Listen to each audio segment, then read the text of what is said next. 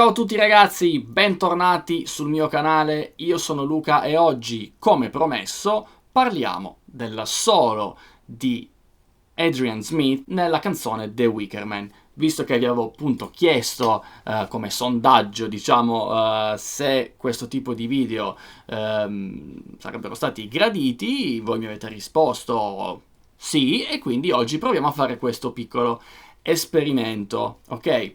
Inoltre una piccola novità, ho aperto un programma Patreon che trovate il link in descrizione, patreon.com/lucamiglierimusic, dove potete trovare di supporto a questa lezione la tablatura, il file Guitar Pro 7 e anche la backing track che ho prodotto appositamente per quella lezione, ok?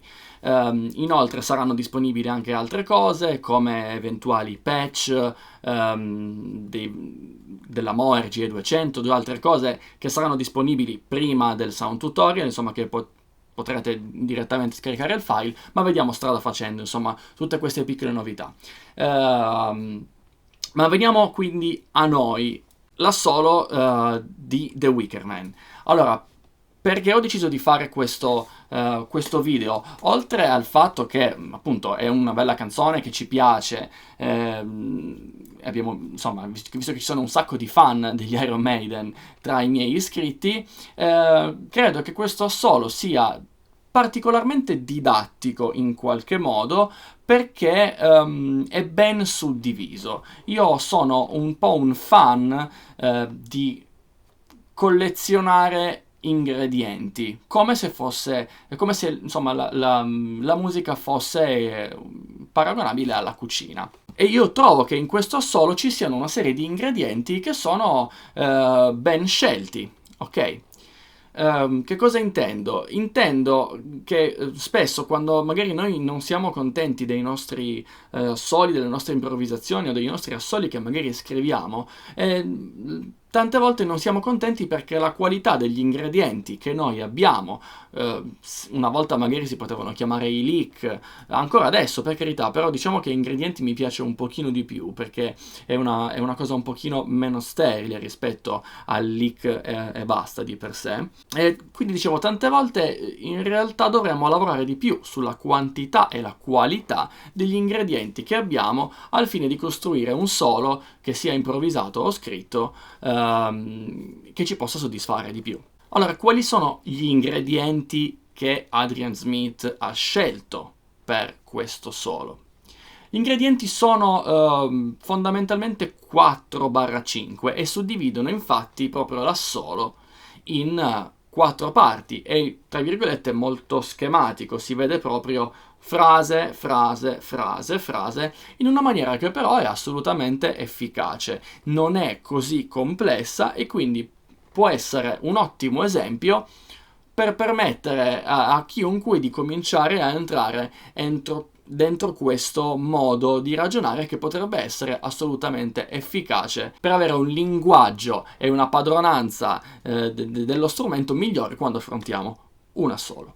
La sezione del solo è contraddistinta da accordi che compaiono soltanto in questa parte e seppur sono suonati come power chord, quindi non si capisce bene la sua qualità, Adrian Smith si è preso qualche libertà. È anche vero che però, se sentite bene, la tipica sonorità Iron Maiden, loro armonizzano spesso con delle terze, si sente una chitarra che a un certo punto armonizza tutti gli accordi con una terza maggiore. Gli accordi nella fattispecie sono il Si, il La, il Sol, di nuovo La, seconda volta invece fa Si, La, Sol e Do. Ok?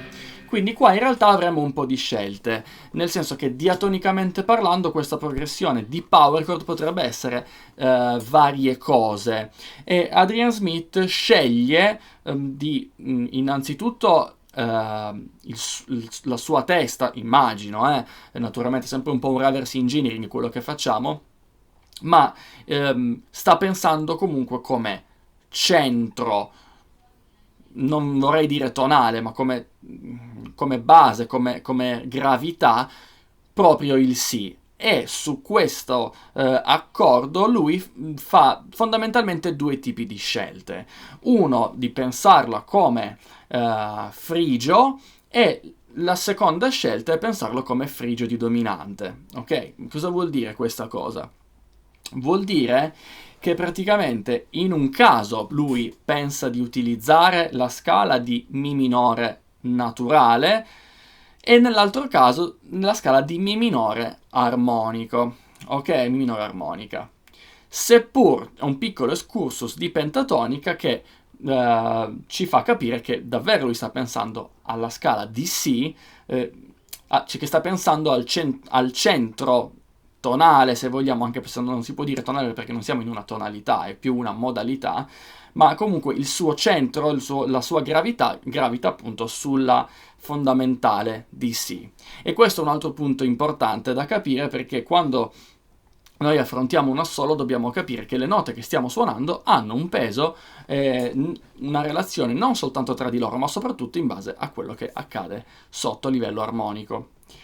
Comunque, veniamo a noi. Quali sono quindi questi ingredienti? Allora, la prima parte utilizza quindi una lick che diciamo è famoso da reso famoso da chitarristi neoclassici tipo Malmsteen, ed è il classico pedal tone lick. Allora inizia innanzitutto con questo bending, quindi proprio con la nota Si, quindi dichiaratamente noi stiamo pensando a Si. Okay. Dopodiché c'è questa piccola frase con il legato. Questa nota qui, rispetto al Si, okay, lo troviamo anche qua, è una nona bemolle, quindi ci fa subito capire che non stiamo utilizzando la scala minore naturale di Si, perché la scala minore naturale prevederebbe la nona maggiore, ok? Invece questa è una nona minore, o bemolle, come volete chiamarla. E poi suona sulla terza minore, quindi queste note sono caratteristiche del modo frigio. Ok? Dopodiché comincia questa frase con questo pedal tone lick e fa questo.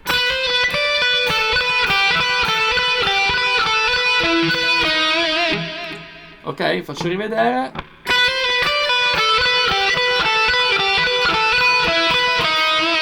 Cosa vuol dire pedal tone? Vuol dire che praticamente lui tiene una nota pedale, cioè una nota ribattuta che rimane costante, e cambia le altre. Questo è proprio classico, anzi neoclassico, ok? E la nota che tiene, guarda caso, è proprio la nota Si.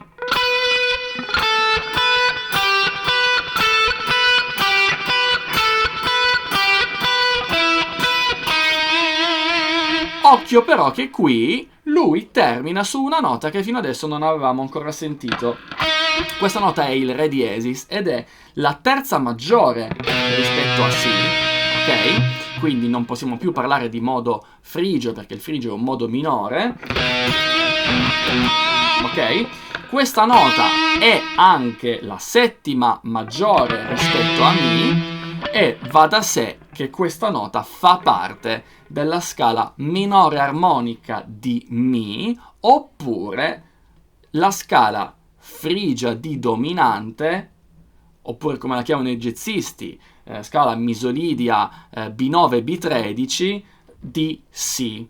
La scala in questione è questa. Se parto dalla nota Si,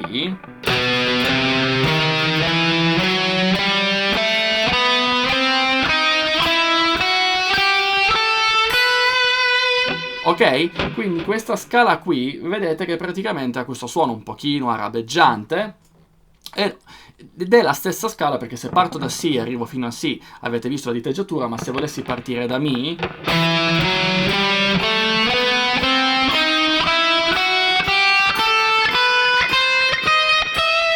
ok? Praticamente sono passato sulla stessa diteggiatura, le note sono le stesse, questo diciamo è un sistema modale applicato a una scala minore armonica. Se avete dubbi riguardo queste cose, magari è leggermente più complesso di quello che normalmente sapete, scrivetemi anche un commento, non c'è problema, e vediamo poi magari di affrontare anche tutte queste problematiche, anche perché non so adesso qual è il livello di teoria dei miei iscritti, quindi vediamo anche di capire se è troppo avanzato oppure se in realtà è troppo banale per voi, quindi scrivetemi pure e lasciatemi un bel feedback.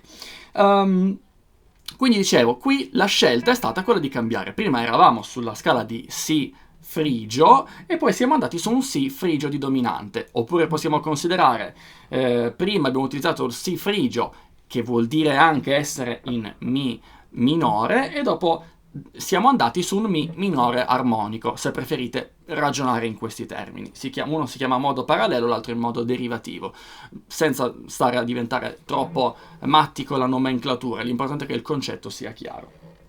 Dopodiché, siccome probabilmente lui si è sentito che già aveva fatto un pochino troppo il neoclassico, voleva far sentire di più le sue radici rock blues, ok? Giustamente da chitarrista, e quindi ci piazza un lick classico di pentatonica con la nota blues anche, che è proprio tipico di un altro genere musicale, se vogliamo, quindi più rock blues, ma che assolutamente è la base del fraseggio chitarristico, anche rock e metal, ovviamente.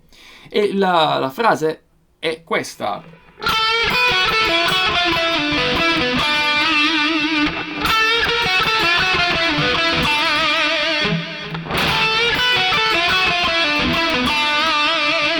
Quindi assolutamente una frase super bluesy, ok? Un po' alla Ritchie Blackmore anche, che è uno di quei... Quindi il secondo, diciamo, ingrediente importante è questo, avere delle frasi pentatoniche che siano buone, belle, efficaci, perché altrimenti dici suona la pentatonica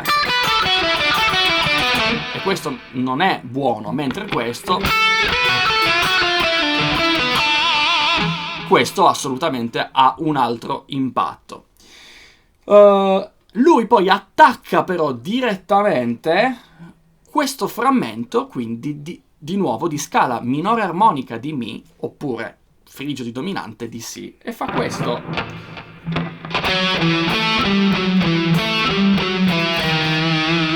Quindi ci fa di nuovo risentire questo Re diesis. Attacca quindi questo lick pentatonico direttamente a questo frammento di scala. Sentiamo un po'.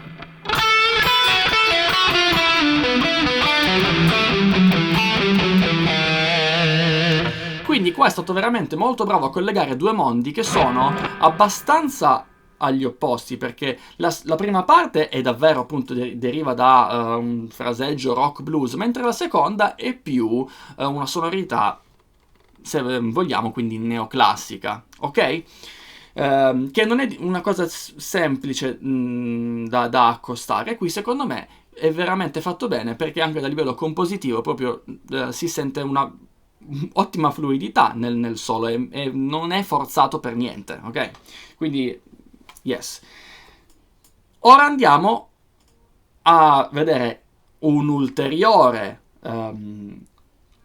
ingrediente, che è quello dell'arpeggio, ok? Qui cosa utilizza? Utilizza un arpeggio diminuito. Anche qui Adrian Smith sceglie di far sentire di più la scala di frigio di dominante, ok? Quindi far sentire questo Si come un accordo di settima di dominante. Vuole sentire questa sonorità, anzi addirittura questa,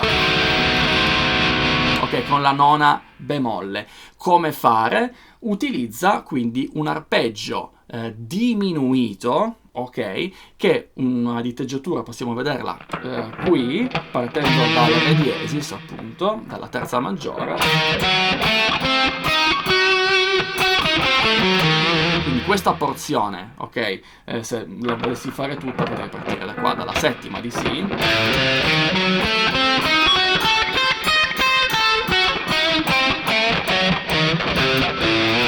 Ok, quindi questa è tutta la porzione dell'arpeggio diminuito. E lui fa questo lick.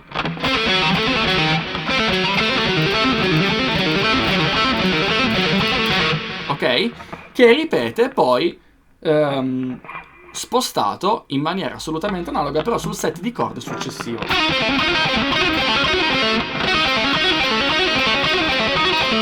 Ok? E poi di nuovo torna giù, ok? In questa maniera. Quindi il suo lick dovrebbe essere questo. E poi questa roba qui. Quindi qua che cosa sta facendo? Sta suonando questa nota, ok, questo sol, che praticamente fa sempre parte della scala di frigio, di frigio di dominante, oppure mi minore armonico, con la nota si, ok, con il pull off. Quindi praticamente fa suonare questo intervallo di sesta minore, quindi questa B13, tornando alla scala jazzistica, ok? Cioè tredicesima bemolle, e ce la fa sentire in questa maniera qua. Quindi rimarca il fatto che la sonorità che vogliamo sentire è quella lì. Se volessimo aggiungere anche questa scala all'accordo sarebbe questa. Un accordo poco metal, invece un pochino più jazz, che risolverebbe così. Ma adesso noi non ci preoccupiamo di fare i jazzisti. Per finire, lui utilizza un fraseggio particolarmente veloce e complicato, che però non ho avuto molta voglia, devo essere sincero, di tirare giù pari pari, anche perché nonostante le tracce separate, il suono era abbastanza confuso. Probabilmente non è stata un'esecuzione super pulita e quindi sentire tutte le note che ha suonato era veramente complesso. Anche rallentando era di difficile ricostruzione. Di conseguenza, in questo caso ho sostituito il lick che ha utilizzato lui con uno similare, ok, creato da me. Ho utilizzato dei gruppi regolari, ma senza farlo apposta. Ho voluto semplicemente suonare con la tecnica del legato un fraseggio che ricordasse in qualche modo lo stesso tipo di sensazione, insomma, che lui ha voluto mettere nel solo. Insomma, ci ho provato, e in realtà quello che ho fatto io è quello che si è sempre fatto poi nella storia. Cioè i chitarristi spesso non... vi chiedo sempre scusa se non mi vedete in faccia, ma non so come fare, sempre con la videocamera o vedete la chitarra o vedete me. Al momento non riesco ad avere abbastanza profondità, sono troppo attaccato alla finestra. Dicevo, i chitarristi hanno sempre fatto questa cosa, laddove magari non riuscivano a suonare tutto nota per nota, facevano la propria interpretazione. Se sentite chitarristi come Andy Timmons, per esempio, lui lo dice spesso, io che ne so, non ho mai suonato nota per nota le canzoni di Malmsteen perché non riuscivo a farlo, però quando ho fatto Groove or Die, che è un pezzo che vi invito a sentire, è abbastanza appunto neoclassico come tipo di sonorità, ho dato la mia interpretazione cercando di mantenere quel tipo di carattere lì. Quindi io ho fatto una cosa similare, ok? Quindi mi prendo questa licenza, anche se non ho fatto nota per nota, e il lick che ho fatto è questo.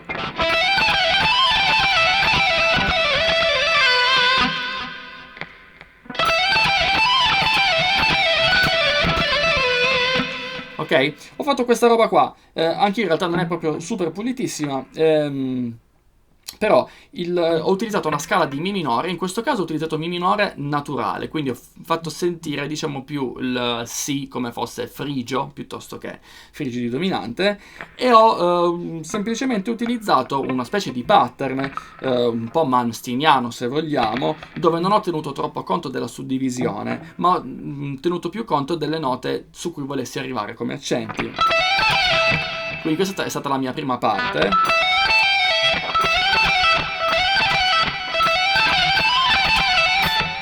Ok? E poi ho fatto tutto il giro in pratica. Quindi ho un'accelerata, se vogliamo. Ok, vi ricordo sempre le tab sono disponibili sul programma Patreon, piccolo spazio pubblicità.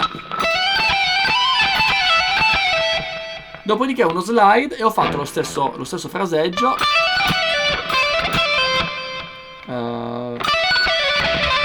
Esatto. Quindi una volta duplicato questo pattern,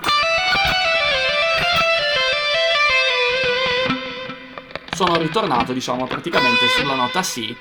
Ok ragazzi, quindi qua si conclude un po' questa panoramica su questo assolo di The Wicker Man. Io spero che questo tipo di contenuti possa essere utile e scrivetemi appunto dei commenti in modo da farmi capire anche qual è il vostro livello, quali sono magari gli argomenti più spinosi che, su cui magari avete dei dubbi e avete piacere magari di avere qualche delucidazione in più. Io mi auguro che il contenuto sia sufficientemente fruibile e che riusciate a imparare qualcosa da questa tipologia di video. Io vi ringrazio tantissimo ancora per l'attenzione, se non vi siete ancora iscritti al canale iscrivetevi e noi ci vediamo alla prossima. Ciao!